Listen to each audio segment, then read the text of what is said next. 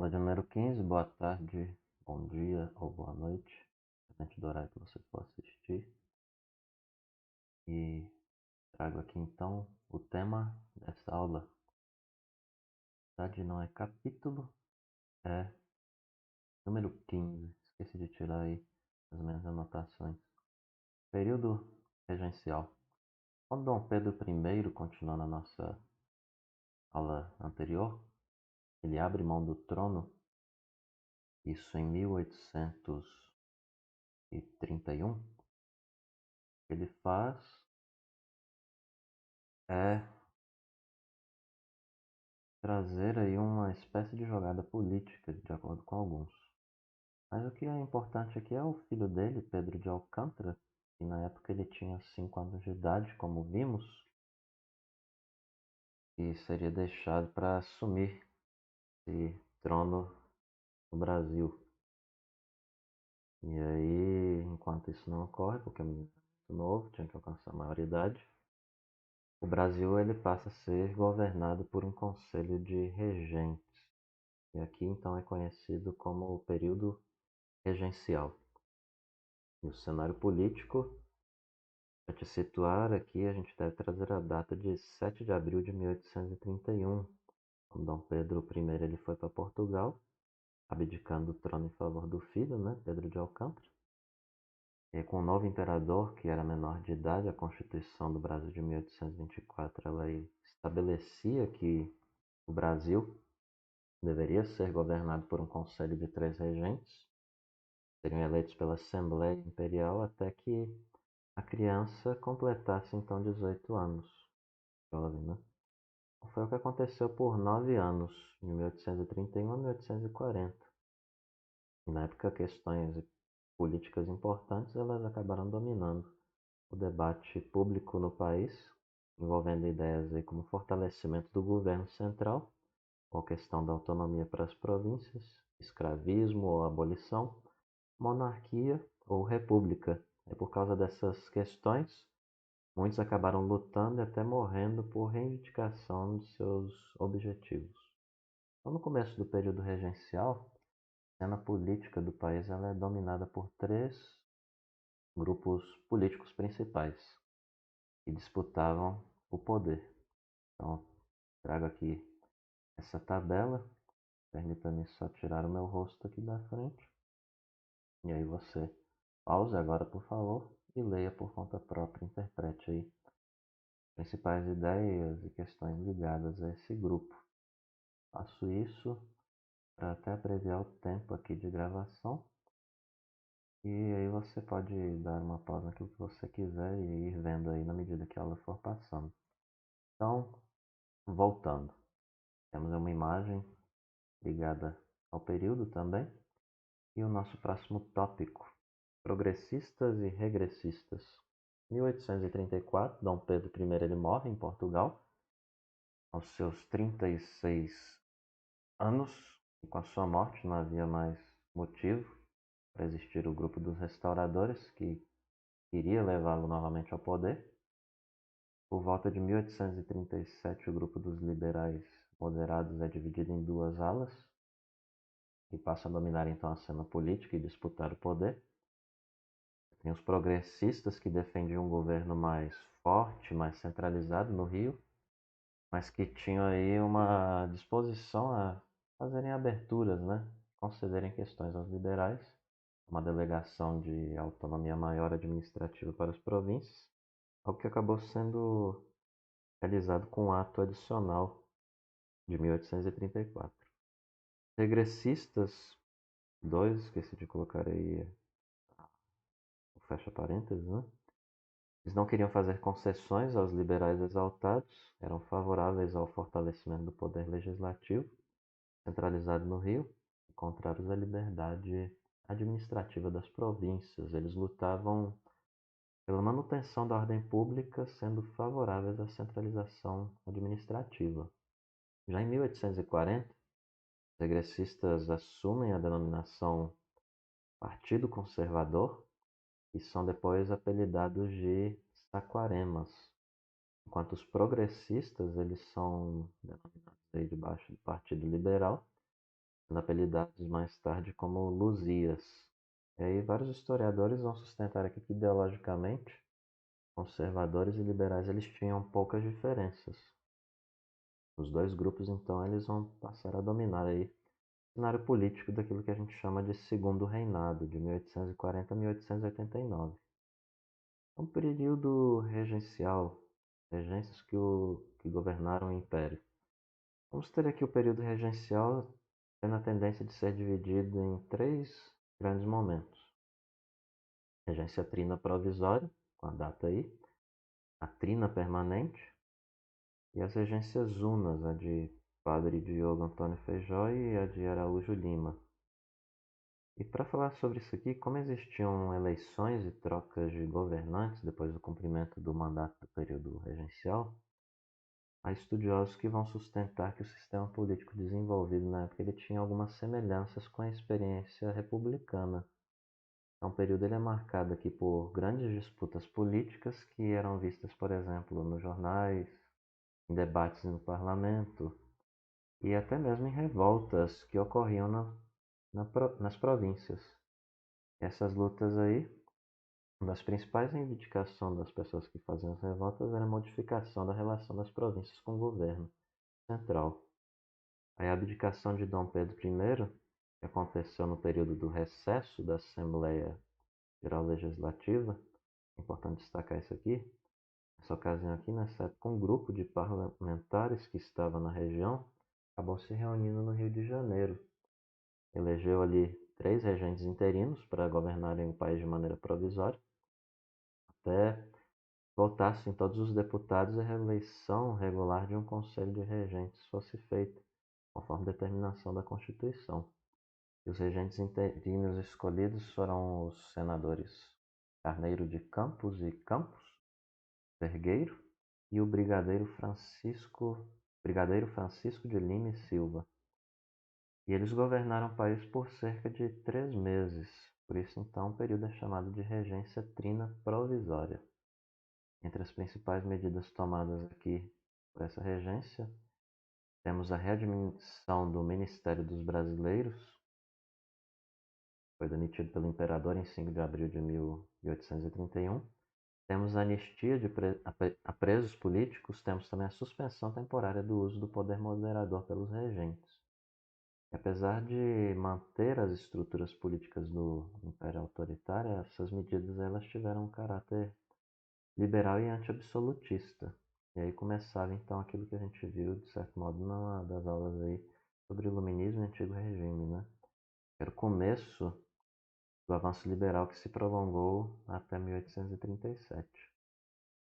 E quando a Assembleia Geral ela se reúne de novo, os parlamentares eles elegem em 17 de junho de 1831 os deputados João Braulio Muniz, que é do Nordeste, o José da Costa Carvalho, que é do Sul, e o Brigadeiro Francisco de Lima e Silva, que é o mesmo da regência trina provisória. E aí começa aquilo que é conhecido como a regência trina permanente, não mais provisória. E essa regência ela representa, então, os interesses e propostas do grupo dos liberais moderados. E a ela aí teve oposição por parte dos líderes liberais exaltados e os restauradores. E, de acordo com a Constituição de 1824, o catolicismo acaba sendo então a religião oficial do Estado. E por conta disso, o juramento da regência trina permanente ele é feito diante de uma autoridade religiosa católica. E uma das figuras de destaque da regência trina permanente é o padre Diogo Antônio Feijó. Ele é nomeado, eu não coloquei uma figura dele aí, né? Não é ele, apesar de ter parecido que eu falei que é, mas não é não. Ele é nomeado ministro da Justiça. A principal preocupação dele era garantir a ordem pública, interessava os moderados, para então colocar fim às agitações populares e revoltas militares que eram contra o governo central. Para fazer isso foi preciso uma força militar fiel ao governo. Segundo Antônio Mendes Júnior, ele indica que historiadores dizem que o exército nem sempre foi eficiente no cumprimento das ordens governistas porque Parte das tropas era composta, melhor dizendo, de pessoas que vinham de camadas sociais mais pobres que frequentemente ficavam a favor dos que faziam protestos contra as autoridades.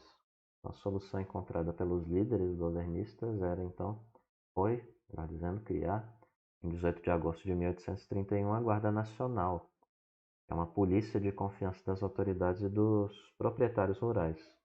E o maior posto de comando dessa guarda aí teve então o título de coronel, que não deveria ser confundido com o coronel do exército. Era concedido pelo governo aos fazendeiros, isso daí. E os outros postos eram ocupados por homens de confiança dos coronéis, motivo pelo qual essa instituição então fica conhecida como Guarda dos Coronéis. Então, a Guarda Nacional ela reprimiu revoltas populares, reprimiu agitações contrárias à ordem social vigente e buscou preservar as propriedades rurais maiores. E aí contribuiu na sua existência, foi de 1831 a 1922, para o fortalecimento de fazendeiros coronéis. A Guarda Nacional ela foi mantida até mesmo depois da proclamação da República, pela data, né, em 1889. E um ato adicional aqui, em 1834, para harmonizar então as diferentes forças em conflito no país, grupos políticos, como os moderados, promovem uma reforma na Constituição do Império por meio da promulgação do Ato Adicional de 1834 com essas estipulações. A regência ela deixava de ser trina para ser una, uma, melhor dizendo, ou seja, ela seria exercida por uma pessoa apenas, com mandato de 4 anos.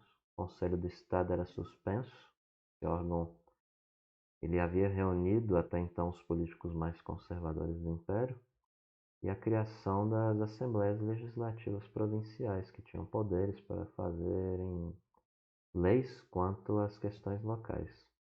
E apesar de os presidentes das províncias continuarem sendo nomeados pelo governo central do Império, o ato adicional ele era considerado na época um outro exemplo de avanço liberal do período das regências. E alguns conservadores foram contra ele, chamando de Código da Anarquia, né? Por conta da referência maior à autonomia e liberdade administrativa que a nova legislação acabava dando às províncias brasileiras. Em 1835, como determinava o ato adicional, foram feitas eleições para a escolha de um regente único. A vitória foi por pequena diferença de votos, sendo para o padre progressista Diogo Antônio Feijó, que era o ex-ministro da Justiça. O seu adversário foi o deputado pernambucano Francisco Holanda Cavalcante, que representava a ala regressista. E no governo do regente Feijó começam então as rebeliões, como a Cabanagem no Pará, a Farroupilha no Rio Grande do Sul. E a oposição regressista ela passa a atacar Feijó, com acusações de que ele não colocava ordem no país. E essa era a maior preocupação dos grandes proprietários rurais. Por quê? Porque acabava prejudicando eles, né? Então, faltando 2 anos para o fim do mandato, o Feijó ele renuncia ao cargo de regente. Para seu lugar é eleito Pedro de Araújo Lima, cota direita. E ele é um senador pernambucano ligado ao grupo dos regressistas. E na interpretação de historiadores, alguns, né, esse desenlace ele significa o triunfo das correntes políticas mais conservadoras, que leva a vários resultados. Uma concentração de poderes nas mãos do governo central, menor liberdade de ação para os governos provinciais e endurecimento quanto a movimentos populares. Então, quando ele assume o poder, ele monta um ministério composto por políticos conservadores, conhecido como o Ministério das Capacidades. Então, os grupos representados por essa regência eles queriam parar o carro da revolução, como dizia Bernardo Pereira de Vasconcelos, e segundo eles as rebeliões elas ameaçavam a unidade territorial do país. Para os lafundiários, o maior medo era perder a riqueza, que era baseada nas propriedades rurais grandes e na exploração do trabalho de escravos. E aí o novo governo passa a reprimir então as revoltas que ocorriam no país. Por outro lado, nós temos aí os regressistas entendendo que a descentralização e a autonomia das províncias eram responsáveis pela desordem e anarquia que na mentalidade deles reinavam no país. E por conta disso criam leis para a promoção de uma nova centralização do poder, e uma delas é a interpretativa do Ato Adicional, de 12 de maio de 1840, que reduz então o poder das províncias, subordina os órgãos da polícia e da justiça ao poder central, e também era restringida ali a atribuição provincial de nomear funcionários públicos. E os políticos progressistas eles buscaram alternativa para a tirada de Araújo Lima do poder, passam a defender que o meio mais eficiente para a unidade territorial do Império e ampliar a autoridade do governo, que era uma bandeira dos regressistas, era então transferir o poder para as mãos do príncipe Pedro de Alcântara. O príncipe ainda menor de idade, mas a Assembleia Geral tinha poderes para antecipar a maioridade dele. E aí, com esse objetivo é fundado então aquilo que é conhecido como Clube da Maioridade. A tese defendida por esse clube ela tem apoio de grupos de proprietários rurais, dizem alguns historiadores, a discordância também de enfatizar apenas isso, e a união aí também de políticos regressistas, parte, né, e progressistas. E para eles, esse clube da maioridade, a figura do imperador, do qual emanaria a unidade do Estado, seria essencial para colocar fim às revoltas das províncias e restabelecer a ordem social que interessava aos grandes proprietários de terras e senhores de escravos, de acordo com esses historiadores. Né? E em 1840, a Assembleia Geral aprova a tese da maioridade, aquilo que ficou conhecido como golpe da maioridade. E aí Pedro de Alcântara, com 15 anos incompletos, presta um juramento como imperador, e aí começa o que é conhecido como o Segundo Reinado, que dura aí quase meio século, 1840 a 1889. E a partir do século XIX, o indígena está idealizado também, tem que destacar isso aqui, é transformado em símbolo da identidade brasileira. E de acordo com essa idealização, o índio ele era um bom selvagem, ideia associada a filósofos europeus, né, que a gente já tratou na aula aí sobre o antigo regime, iluminismo. E aí aos índios era reservado o título então de verdadeiro brasileiro.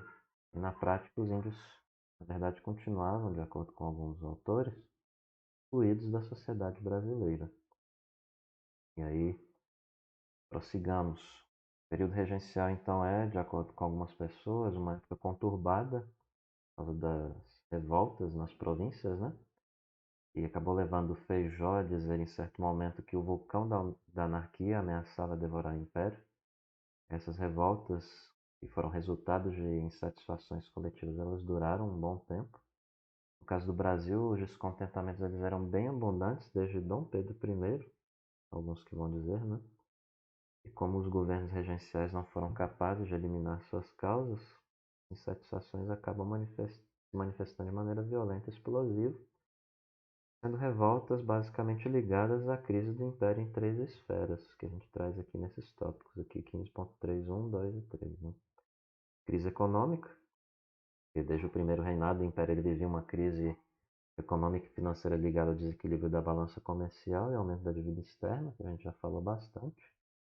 Os governos das regências também não conseguiam reverter essa situação e desde o começo do período regencial os produtos brasileiros eles passaram, né, a enfrentar grandes dificuldades no mercado externo. O preço do produto brasileiro exportado não parava de cair.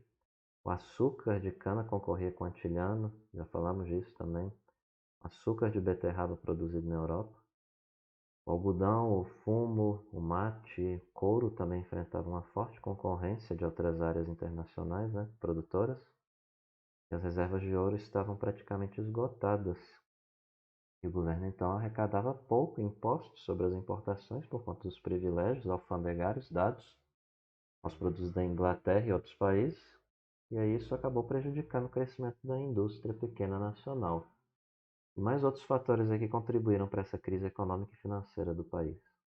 Indenização de 2 milhões, que a gente já falou de libras, né, que o governo do Brasil pagou a Portugal em troca do reconhecimento da independência. As despesas com operações militares para conter as rebeliões internas, né? O déficit brasileiro, então, ele é provisoriamente contornado, né? Chega a ser provisoriamente. Empréstimos tomados de centros financeiros internacionais, mas foram apenas paliativos, não eliminou a raiz dos problemas. A situação ela fica ainda mais complicada porque esses empréstimos implicam pagamentos acrescidos de juros, dividendos, amortizações, por exemplo. E no período regencial, a riqueza econômica também ela e o poder político continuam concentrados, né? Que é outra questão problemática aqui, de acordo com alguns intérpretes. Principalmente por conta de estarem nas mãos de grandes fazendeiros e comerciantes, as riquezas e poderes políticos e econômicos. Então não teve mudança, né? Basicamente nas condições, alguns gostam de enfatizar aí nas minorias, né? Que era na época lá a maior parte da população, né? Ironicamente, das cidades e do campo. Então, com a crise econômica e aumento do custo de vida, os alimentos vão ficando cada vez mais caros, isso gera descontentamento na massa e nos portugueses também, né? Que dominavam o comércio, foram considerados aí por muitos como culpados, os próprios portugueses, né? Dos problemas econômicos do país. E aí, no período regencial, o clima é tenso, as relações também entre o governo central e as províncias. Cada província com a sua história local, com motivos e interesses específicos para concordar ou discordar das autoridades do Rio. E de maneira geral, então, existiam muitas críticas quanto ao autoritarismo do governo central. E muitas pessoas que eram de grupos sociais dominantes das províncias queriam mais autonomia, como o direito de eleição de presidentes de províncias.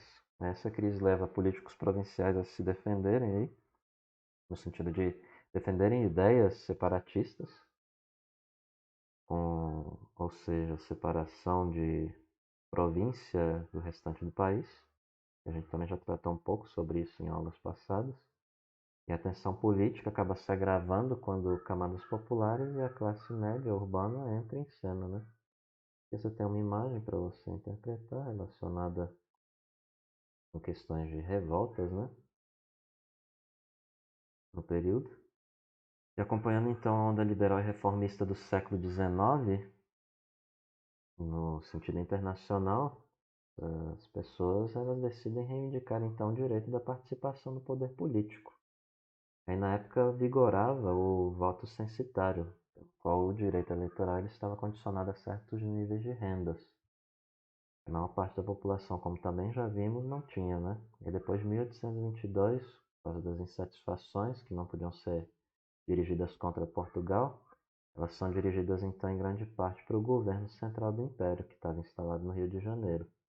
E várias revoltas provinciais surgem nesse período das regências, e a gente trata aqui de algumas, né? Cabanagem, que foi uma revolta popular ocorrida no Pará, província do Grão-Pará, né, especificamente na época. A partir de 1835, ela dura 5 anos e é conhecida como cabanagem porque participou dela uma multidão de cabanos, ou seja, mulheres e homens pobres, negros, indígenas, mestiços, que trabalhavam principalmente na extração de produtos da floresta e viviam em casas semelhantes a cabanas, à beira de rios. Então lembra aí, cabanagem, povo que vivia em cabana, né?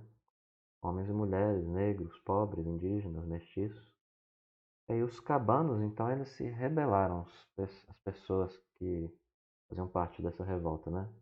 Se rebelaram contra a situação de misérias em que estavam vivendo e também contra os responsáveis pela exploração deles. É para tentarem acabar com a injustiça social da qual eles eram vítimas, eles decidem tomar o poder da província. Então, a princípio, eles são apoiados por alguns líderes fazendeiros do Pará, estavam também descontentes com a política centralizadora do governo imperial e com a falta de autonomia da província. Os fazendeiros eles queriam exportar sem barreiras os produtos da região, como cacau, madeira, ervas aromáticas e peles. Eles logo se afastaram do movimento, porque acabaram discordando das ideias que estavam acontecendo ali entre os seus membros principais, como, por exemplo, acabar com a escravidão e distribuir terra para lavradores.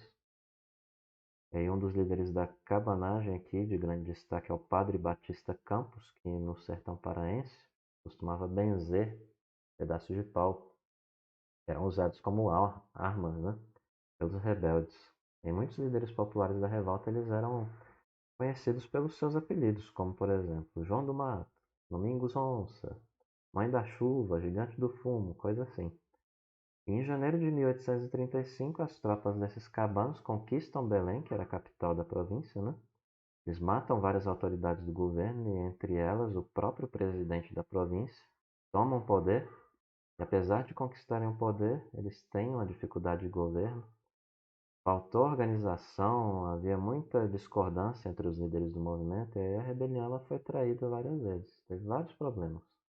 E tudo isso acabou facilitando então a repressão pelas tropas da capital do império. E depois de um ano no poder, e outros 4 anos de resistência, alguns vão dizer, né, de reação no interior da província, vários enfrentamentos então ocorrem, e o movimento ele é dominado em 1840 com a rendição do último grupo rebelde. E a estimativa é de que 30 mil revoltosos foram mortos, mais ou menos 30% da população da província, e os que sobrevivem aos combates e perseguições são presos. Outra revolução importante aqui para a época é a da Farroupilha, ou meramente Farroupilha, também chamada de Guerra dos Farrapos. Ela acontece no Rio Grande do Sul, as roupas bem típicas aí na foto, né? Quem é do Rio Grande do Sul já foi lá nas festas típicas, já deve ter visto o povo com essas roupas ainda até hoje, alguns gostam de usar. E sendo no Rio Grande do Sul, devemos destacar aqui também que é a mais longa revolta da história do Brasil, porque ela dura 10 anos. A data está aí, né, lançada para você. Entre as suas principais causas estão aí os problemas econômicos, né, que produtores rurais gaúchos enfrentavam. Então, o Rio Grande do Sul ele tinha uma economia baseada na criação de gado, também já falamos disso em umas aulas anteriores. Produção de charque, a carne seca, que era vendida em províncias brasileiras como São Paulo, Rio e Minas, e também na região Nordeste. O charque ele era usado para alimentar escravos na época em que havia pouca técnica de conservação de alimento. A pecuária do Sul ela atendia então ao mercado interno brasileiro, alimentando aí também o ciclo, né, escravo, diferenciando-se na verdade aí da tendência geral da economia agrária do país, né, na época. Atendia mais o mercado externo, com o açúcar e o café, por exemplo. Então esses produtores gaúchos, que eram donos de grandes estâncias, ou seja, fazendas de gados, eles reclamavam da concorrência dos produtores do Uruguai e da Argentina, que eram países que também produziam o charque. E aí, como os impostos da importação eles eram baixos, o charque importado ele chegava a ser mais barato do que o produzido internamente, né, no Rio Grande do Sul. E aí esses estancieiros gaúchos do Rio Grande do Sul, né, donos de propriedades dessa região fronteira entre Brasil, Uruguai, Argentina, também no sentido de questão de problema, né, queriam eliminar toda a questão de taxas sobre o gado na fronteira ou reduzir, né, propiciando a livre circulação do rebanho deles nos dois países. E esses estancieiros eles também queriam mais liberdade administrativa para a província. Entre os principais líderes dos farroupilhas, melhor dizendo, temos aqui os gaúchos Bento Gonçalves e Davi Canabarro, e o próprio italiano Giuseppe Garibaldi também lutou para a unificação da Itália. E o levante ele começa em setembro de 1835, propriamente dito, quando Bento Gonçalves ele comanda as tropas farroupilhas ali que acabam dominando Porto Alegre, que é a capital da província. O governo central ele reage, mas não tem força para derrotá-lo, né, de maneira imediata. O movimento cresce. E aí, em 1836 eles fundam a República Rio-Grandense. E aí, em 1839 o movimento aumenta ainda mais com a conquista de Santa Catarina e a fundação daquilo que a gente chama de República Juliana, debaixo do comando de Davi Canabarro e Giuseppe Garibaldi. E, aproveitando a questão contextual, eu trago aqui um trecho relacionado ao período do Manifesto da Proclamação dessa República Rio-Grandense, abrindo parênteses aqui, né? Abrindo parênteses fechando também daqui a pouco. É também chamada de República Piratini, República Rio-Grandense. Esse manifesto ele foi assinado pelo vice-presidente José Gomes de Vasconcelos Jardim, porque o presidente escolhido, Bento Gonçalves, ele tinha sido preso. Eis aqui um trecho. Rio-grandenses, quebrou-se o cetro da tirania com que desde o largo tempo nos oprimiu o governo do Brasil. Ah, dia de prazer para os verdadeiros amigos da liberdade, dia de glória para os rio-grandenses que amam sinceramente a sua pátria. Uma nova época começa a renascer, que, gravada com letras de ouro nas páginas da história, formará a grandeza deste vasto continente. Sim, a nação rio-grandense é desde hoje imediatamente Estado livre. Seu nome se escreve já na lista das nações independentes. O governo republicano que adoraste não fará deserto a vossa aventura. As bases do grande edifício social já estão levantadas. O resto depende de vossas virtudes, vossa constância, nobre coração e patriotismo. Sustentai, pois, vossa obra. Conheça o mundo que os rio-grandenses são dignos de liberdade. Unânimos para os compatriotas para destruir os inimigos do nosso sossego e da nossa prosperidade. A causa que defendemos é de justiça contra a iniquidade, dos povos contra seus opressores, dos rio-grandenses livres contra os escravos de uma corte viciosa e corrompida. Palácio do governo de Piratini, 6 de novembro de 1836. Então, a partir de 1843, a Revolução Farroupilha ela começa a ser contida por meio de ações militares, lideradas aí por Luiz Alves de Lima e Silva, que viria a ser o futuro Duque de Caxias. E além de comandar essa ação militar, esse Caxias ele busca estabelecer acordos com os líderes farroupilhas. E em 1º de março de 1845, durante o segundo reinado, é celebrado um acordo de paz entre as tropas imperiais, comandadas pelo Caxias, e as forças farroupilhas. Esse acordo ele assegurava várias condições, foram exigidas aí pelos fazendeiros gaúchos para o fim do movimento. Não punição de revoltosos, que receberiam a anistia do imperador, incorporação de soldados e oficiais do exército farroupilha imperial, ocupando postos militares equivalentes, direito à liberdade dos escravos fugitivos que lutavam ao lado dos farroupilhas, medida que acabou beneficiando pouco mais de uma centena deles, porque a maioria tinha morrido durante as lutas. E aí dizemos que, para finalizar essa revolta aqui, que embora muitos escravos, homens livres e pobres tenham participado do movimento, essa revolução farroupilha ela não foi uma revolta com objetivos propriamente populares. Já há estudiosos que sustentam que não existia entre os líderes uma proposta, por exemplo, acabar com a escravidão ou melhorar a vida dos camponeses. Eles sustentam isso, né? E dizem ainda mais que foi uma rebelião liderada por estancieiros, vamos dizer que elite, né? Que lutavam por seus interesses particulares, como o lucro das instâncias e o exercício do poder político no Rio Grande do Sul com mais autonomia. Mais uma revolta, que já é de janeiro de 1835, em Salvador, Bahia, Revolta dos Malês, um movimento de escravos africanos conhecidos como malês. O nome malê ele tem uma designação dada na Bahia para os africanos de origem ou de formação muçulmana que geralmente sabiam ler e escrever em árabe, como os alças e os nagôs. Então os malês, eles eram aí, entre eles aí, nós damos destaque para alguns líderes como Pacífico Licutan, Manuel Calafate, Luiz Sanin, Aprígio e o pai Inácio. Os malês, então, em sua revolta, eles conseguem armas, conseguem munições e acabam criando um plano de luta contra os donos de escravos para terem a liberdade. E José Reis sustenta que mestres muçulmanos formavam a liderança da revolta dos malês. Durante o Levante, seus seguidores ocuparam as ruas usando vestimentas islâmicas e amuletos contendo passagens do Alcorão, sob cuja proteção acreditavam estar de corpo fechado contra as balas e as espadas dos soldados. Uma denúncia ela antecipa o início do Levante, foi comunicado, né? E assim as autoridades elas já estavam preparadas para enfrentar os revoltosos.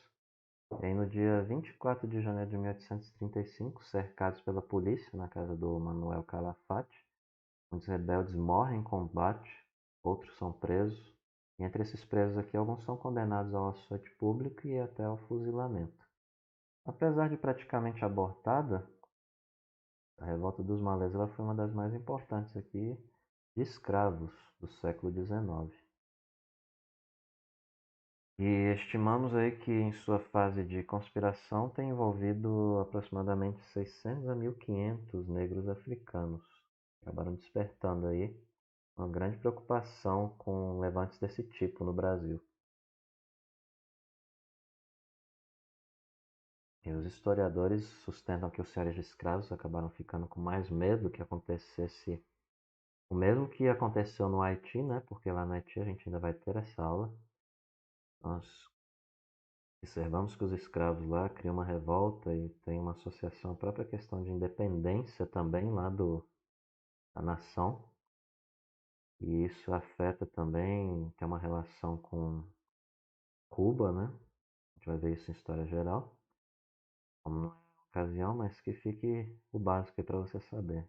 Se é curiosidade de ver antes, pesquise por conta própria. Então, essa questão do Haiti acabou trazendo medo para esses senhores de escravos, né? E achavam que os africanos poderiam conquistar a independência ali também, dar um problema, colocar fim na escravidão, acabar com os lucros deles, matar eles, ou trazer alguma consequência grave ali naquilo que eles viam como valioso, né? Então, por isso, eles passam a agir de maneira cada vez mais rigorosa para reprimir esse tipo de movimento.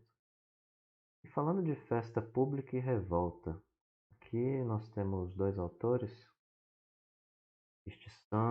Estivan, melhor dizendo, Jean Sor, Iris Cantor, não sei a origem desse pessoal, mas eles discutem a construção da relação nem sempre bem fundamentada entre festas populares e revoltas no século XIX, em especial com a revolta dos malês. Eles sustentam o seguinte, que essa revolta, ou levante, né, preferem utilizar o termo levante, em janeiro de 1835, acontece no fim de semana do ciclo de festas do Bonfim, coincidindo então com a celebração muçulmana que encerrava o Ramadã. Festa e revolta deram as mãos. Logo após o levante, no momento de grande tensão na província, as festas públicas que facilitavam a reunião de negros viraram motivo de alarme. Medo coletivo colaborava para a circulação de rumores nem sempre fundamentados. Em 1835, qualquer batuque era confundido com atentado contra a escravidão. Parte da imprensa baiana então reflete, fortalece esse medo, promovendo a ideia de caráter sempre revolucionário da festa negra. O jornal Correio Mercantil, que eu esqueci de colocar em itálico, aí cumpriu bem este papel em 1838, divulgando um longo artigo a respeito de um estrepitoso batuque nos arredores de Salvador que teria levado susto e terror a imensas famílias daquelas circunvizinhanças. Então, o jornal de certo recebeu denúncias de moradores cujo sono seria invadido pelo som de tambores, sugerindo imagens de africanos se preparando para um levante. Temos também aqui Bahia, 1837, depois da renúncia do regente Feijó. Temos a rebelião conhecida como Sabinada. Por quê? Porque ela foi liderada pelo médico Francisco Sabino Álvares da Rocha Vieira. Alguém às vezes acha que é porque é um povo que não sabia de nada, mas não tem nada a ver. Sabino, nome do médico aí, né? Sabinada, então. O objetivo dele era instituir uma república na província enquanto o príncipe herdeiro fosse menor de idade. E aí, com apoio de parte do exército baiano, os sabinos tomam o poder em Salvador em 7 de novembro de 1837, mas o movimento ele não é apoiado pela maior parte da população. Muitos fazendeiros que no começo estavam demonstrando apoio à revolta não concordaram com as declarações feitas pelo governo provisório da província de que os escravos lutassem ao lado dos rebeldes, né, eles deveriam ser libertos. E considerando a experiência da revolta dos escravos malês, em 1835, os fazendeiros logo mudam de lado. Eles deixam de apoiar o movimento, ajudar as forças imperiais que eram enviadas para combater os revoltosos. E aí entra na questão da repressão e dos alcances, né? Durante os combates, várias casas de Salvador são incendiadas, mais de 1.000 pessoas morrem. E em março de 1838, a rebelião já estava dominada, apesar da repressão. Os principais líderes não são mortos. O médico Francisco Sabino é preso. Ele é degredado, enviado para o Mato Grosso, né? Frente da cabanagem, é necessário destacar aqui que foi uma rebelião popular. Lembra lá, cabanagem, cabanas, né? Por isso popular. A dos malês ela foi um levante escravo, predominantemente escravos. Então a Sabinada é coordenada aí por homens, por sua vez, mais cultos, né? E de posse de Salvador. Então, recapitulando: cabanagem é uma rebelião mais popular. Malês, você lembra Malê, escravo, África. A Sabinada você associa ao médico, só para ajudar, né? São homens cultos e de posse de Salvador. Então, o interesse destes, né? A Sabinada era conseguir a autonomia aí temporária da província também, né, em relação ao governo regencial para atender a seus anseios imediatos. 1838, província do Maranhão. Temos aí a revolta popular conhecida como Balaiada. Por quê? Porque o principal líder desse movimento, não pelo nome dessa vez, né? Manuel Francisco dos Anjos Ferreira, ele era fazedor de balaios. Não sabe o que é um balaio? Tá aí, ó. Cesto grande de palha. Junco, bambu ou cipó. Naquela época, a economia agrária do Maranhão estava em crise. A principal riqueza dela, o algodão, estava enfrentando queda no preço. Isso aí é bem óbvio por conta da concorrência, até mesmo americana, né? Estados Unidos e internacional. Você vai ter perdas de compradores no exterior do algodão do Brasil. E quem mais sofre então é o Maranhão, que estava com uma economia ligada de maneira muito densa nessa questão, né? Muito forte. E quem sofre muito aqui é a população mais pobre da província, que é uma multidão formada por vaqueiros, sertanejos e escravos.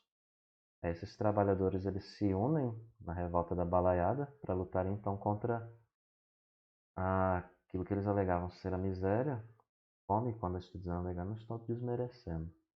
É a alegação deles, a afirmação. A miséria, fome, escravidão e maus tratos a que estavam sujeitos. Então havia insatisfação entre os profissionais urbanos maranhenses, que formavam ali o grupo chamado de bem-te-vis também, né, a designação dada na época. Eles que eram os liberais exaltados na região. E esses bem-te-vis acabaram gerando a revolta contra os grandes fazendeiros da província, conseguem a adesão desses sertanejos pobres. E o levante tem início em dezembro de 1838. Teve pouca organização estratégica, mas os rebeldes balaios conseguem conquistar a cidade de Caxias, que é uma das mais importantes do Maranhão, em julho de 1839. E os principais líderes populares dessa balaiada, além do balaeiro Manuel Francisco dos Anjos Ferreira, destacamos aqui o Cosme Bento das Chagas, que é um chefe de um quilombo, que reunia cerca de 3.000 escravos fugitivos, e o Raimundo Gomes, um vaqueiro. E os objetivos desses líderes populares aí não são claros para nós, né? Não nos chegou. Mas o poder aí ele acaba sendo entregue aos bem-te-vis, que assustados com o desenrolar dos acontecimentos ficam mais preocupados com a contenção dos sertanejos do que apoiar a própria revolta em si. Então, para combater essa revolta dos balaios, o governo imperial ele envia tropas comandadas pelo coronel Luiz Alves de Lima e Silva. É o mesmo que anos depois viria a negociar o acordo de paz com os farroupilhas. Os bem-te-vis eles já tinham abandonado os sertanejos e apoiavam ali as tropas governamentais, e o combate foi árduo e violento. A perseguição termina em 1841, quando já tinham morrido ali cerca de 12.000 sertanejos e escravos. Balaiada não foi um único movimento em si, né? Um movimento coeso, harmônico. Só tinha um projeto pouco definido, não era. É, melhor dizendo, foi um projeto bem definido, não foi um movimento único e harmônico, mas teve um projeto político definido. E foi conduzido por sertanejos que queriam conquistar justiça social, né? Então, uma expressão da crise pela qual a sociedade ali específica estava passando relacionada ao algodão, né? Então, lembra balaio, carregar algodão aí, talvez, né? Você vai associar a ideia, né? E, para a revisão, temos uma questão aqui, FATEC. Pause. Se não quiser ver a questão, leia aí, né? Trago agora a resposta. Sem mais para o momento, me despeço por aqui. Tchau, tchau.